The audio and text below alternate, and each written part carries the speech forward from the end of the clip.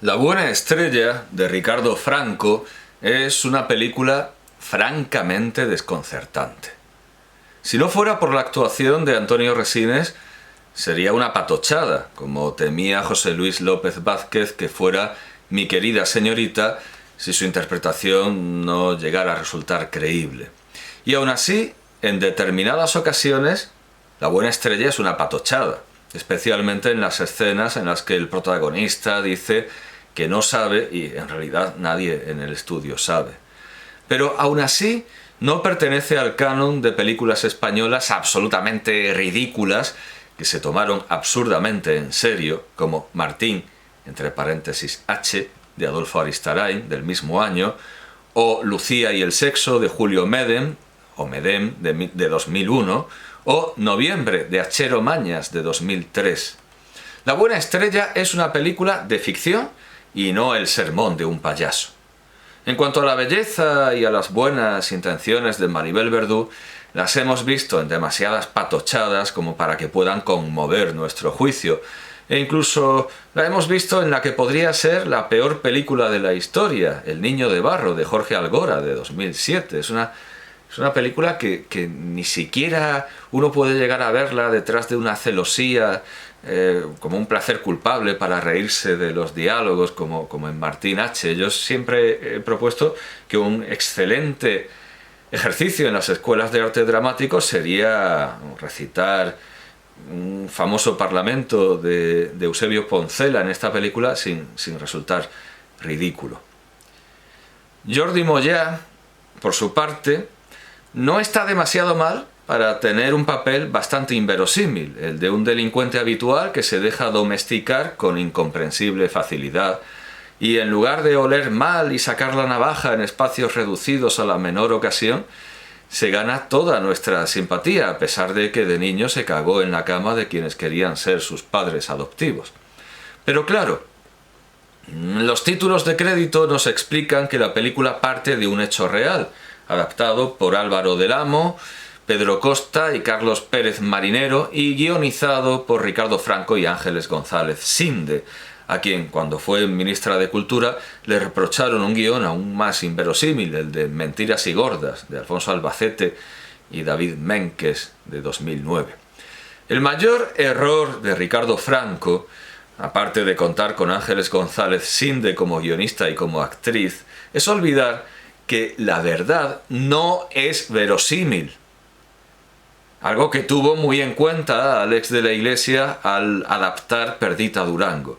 Y ciertamente la película de Ricardo Franco tiene también bastante de Barry Gifford, porque Verdú y Moyà vienen a ser como los protagonistas de Corazón Salvaje, solo que dirigidos por Haneke en lugar de por Lynch, ya que al final ella le vuela la tapa de los sesos a él con una escopeta, para que no sufra, algo que desde luego poco tiene que ver con la imagen romántica de la eutanasia de Million Dollar Baby de Clint Eastwood de 2004 y con ninguna otra imagen romántica de la eutanasia, con el propio Haneke, con el director español Amenábar. Claro, está en una película provida, antiabortista.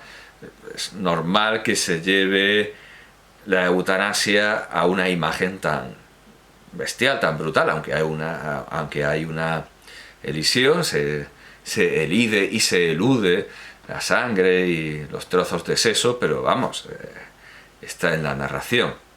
Los padecimientos de él se deben, por cierto, a que le han roto el culo en la cárcel e inmediatamente ha desarrollado ya la fase terminal del SIDA, sarcoma de Kaposi incluido. Después, ella palma de una embolia, algo digno del principio de la tercera entrega de Alien por David Fincher. La película puede entenderse como una versión católica de la familia poliamorosa, como ahora se dice, basada en el amor libre anarquista de toda la vida en Cinco tenedores, del maestro Fernando Fernán Gómez, de 1980. Donde en Cinco tenedores hay abandono a los deseos y además sin miedo al incesto, porque el personaje interpretado por Concha Velasco se enreda con su hijastro, interpretado por Manuel de Benito. Bueno, pues donde en 5 tenedores hay cesión al deseo, en la buena estrella hay castidad y perdón, continencia. Continencia, pero bueno, uno no es de piedra y en ese caso pues existe el perdón. Todo muy católico. Antonio Resines interpreta a un carnicero que rescata a Maribel Verdú de su maromo, que le está tundiendo el cuero debajo de un árbol. Se la lleva a su casa, en plan Stellan Skarsgård con Charlotte Gainsbourg en Ninfómana de Lars von Trier. ¿Que cómo puede haber castidad en esta historia? Porque, vamos, Stellan Skarsgård acaba sacándose el ciruelo protésico y digital. No sé muy bien cuál de las dos cosas es y tampoco quiero indagarlo. Después de tanta cháchara y cuidado, como también se dice ahora. Y Maribel Verdú es mucho más tentadora y mucho más mujer que Charlotte Gainsbourg. Pues sencillo. Y claro, me estás contando que le dices a Maribel Verdú, bueno, quédate unos días en mi casa. Y ella pregunta, ¿para qué? No, por nada. Bueno, pues, ¿cómo puede haber castidad aquí? Pues muy sencillo. Antonio Resines es impotente. Bueno, él no, Antonio Resines no, el carnicero. Hay varias escenas en las que responde explícitamente a las preguntas de la tuerta interpretada por Maribel Verdú, diciéndole que no la acoge en su casa para acabar en el catre. Y que no es porque le dé asco el ojo, sino, como ella le pregunta, es porque te da asco el ojo. No es por eso, sino porque no puede. Ahora sí no importa, porque acaban en la cama igual. Y aquí es donde viene uno de los no sé que convierten la historia en una patochada. Además le compra una lentilla de color para el ojo, así que algo de asco sí le daba. Porque, claro, esto es un adminículo que disfruta más él que ella. La tuerta viene ya preñada de su maromo y no quiere abortar, en parte porque es una película católica y provida, como ya hemos dicho, y en parte porque no quiere repetir el abandono que ella sufrió. O sea, que aquí no hay una vana moralina, fideísta y creyente, sino que hay una razón profunda en el personaje. El padre, Jordi Moya, está en el trullo. Y el carnicero, como si estuviéramos en Estados Unidos y eso fuera una situación definitiva, se aprovecha para reconocer a la niña y casarse con la tuerta. Yo no estoy seguro, lanzo esta pregunta a quien me escuche, no estoy seguro de que la Iglesia Católica admita al matrimonio o al sacerdocio a los castrados. Me parece que uno no puede ser cura si está castrado y casarse, pues creo que tampoco. Pero bueno, con esto comete no solo perjurio, sino algo muy parecido al secuestro de niños rojos durante la dictadura argentina para que crecieran en hogares como Dios manda. Como era previsible en un sistema garantista como el nuestro, el maromo sale de la cárcel y se les acopla, con la excusa de que le han pegado una paliza como la que él pegó a la tuerta al principio de la película. El carnicero, que seguramente no ha leído el Quijote o no le ha calado lo suficiente, como a todos los españoles, que si Quijote por aquí, Quijote por allá, pero bueno, al final pues repite el argumento de la novela del curioso impertinente, como los pueblos que no conocen su historia y que están condenados a repetirla, aunque Santayana lo que dijo fue quienes, no hablo de pueblos, quienes no conocen su historia están condenados a repetirla. Bueno, pues repite el Quijote, repite la novela del curioso impertinente, dejándolos solos para que la tuerta decida a quién ama. Donde se ha ido con la niña le dicen que ha hecho una tontería y lo instan a volver. Lo hace, claro, eso es una tontería mayor, lo hace y claro, los encuentra copulando salvajemente. El maromo, que por cierto, ha vuelto a preñar, a Carlos Bollero esta película le encantó. Bueno, pues efectivamente, cuando están copulando salvajemente, pues la vuelve a preñar. Lo ve ahí sentado, le dice, ¿cuánto llevas? Pues mucho, toda la noche. Y le dice, eso, tío, no se hace. Y tiene razón, ahí tiene más razón que un santo, eso no se hace. El carnicero va y se enfada y les pide que se vayan de su casa, pero luego los perdona y viven los tres en buena armonía, como una familia cristiana, en la que los dos jóvenes hacen enormes esfuerzos para no quedarse solos en las muchas ocasiones que les da la paradójica bondad del carnicero, que, como la del obispo de los miserables, parece más bien una constante invitación a pecar. Cuando se quedan solos el carnicero y el maromo, el personaje de Resines encañona al personaje de Moya y le dice que no lo mata no por falta de ganas, no por falta de ganas, sino porque no sabe mentir tan bien como él, lo que nos da otro argumento para cuestionar esa aparente bondad. En realidad me gusta pensar en esta película como una especie de funny games en la que el carnicero desde el principio quería provocar la situación final en la que, después de haberle llevado a un cura para que le imponga los santos óleos, él le pide a ella que le reviente los sesos, y ella lo hace para morir después de una embolia, como ya hemos dicho, acabando ambos, sin duda, pecadores e inconfesos, porque seguro que la embolia le dio sin haber tenido tiempo para disponerse a bien morir, ni confesarse, ni hacer ni siquiera un acto de atrición, y no digamos ya de contrición. Mientras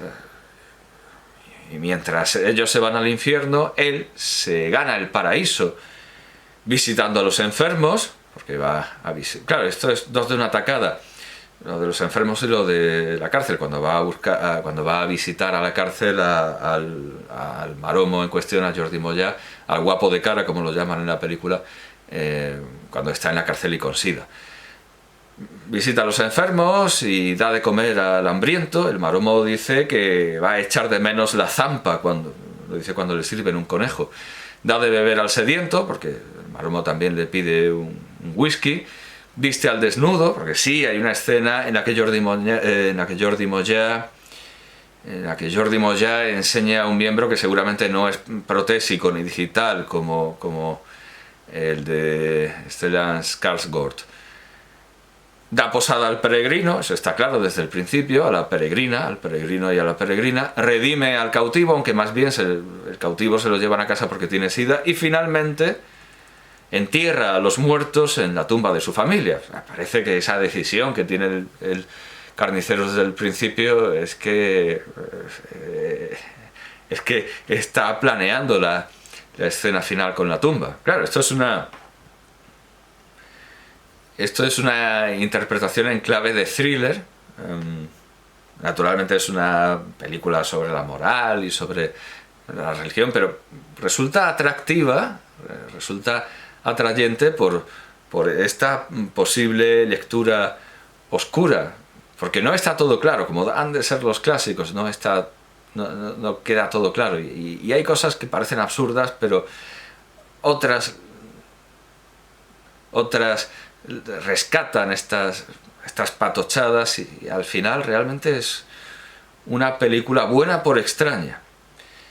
Como digo, el autor de este, llamémoslo así, extraño thriller, Ricardo Franco, a pesar de pertenecer a una familia llena de importantes artistas y escritores, y de haber hecho películas notables como Pascual Duarte de 1976 y telefilmes como El caso del cadáver descuartizado, muy entretenido, de 1985 para la serie La huella del crimen, y sendos documentales sobre, claro, el cadáver descuartizado. No estoy diciendo una tontería con lo de que hay un trasfondo muy oscuro en esta película y tiene una posible lectura muy siniestra. Realizó también sendos documentales sobre el budismo y el jainismo para la serie Cenizas en el río de 1995. Bueno, pues a pesar de todo esto, o precisamente por esto, no era muy conocido ni apreciado fuera de mi aula hasta que hizo esta película. El crítico José María Caparrós Lera, no quiere decir que yo diera clase antes de que hiciera esta película, sino quiero decir que las películas que hizo antes de La buena estrella solo se recuerdan en mi aula. El crítico José María Caparrós Lera decía, lo llama excineasta marginal. Compara La buena estrella con Rompiendo las olas de Lars von Trier y concuerda con su colega Jordi Costa en paragonarlo con Romer, sin que ninguna de estas dos cosas acabe de ser un elogio. Después de La buena estrella, Ricardo Franco se quedó ciego y después se murió, sin dejar terminada su última película, Lágrimas negras. No voy a ser yo el que le niegue haber tenido ese golpe de buena estrella que siempre andaba buscando el personaje de Jordi Moya, y que su criatura, como la madre y la hija del carnicero, no merezca ese nombre. La buena estrella, sí, es una película con indiscutible buena estrella, aunque su director, claro, su director luego no la tuvo, pero digamos que tuvo un momento de buena estrella, Ricardo Franco, con esta película, aunque desde luego las películas y telefilmes que he citado también merecen toda nuestra atención.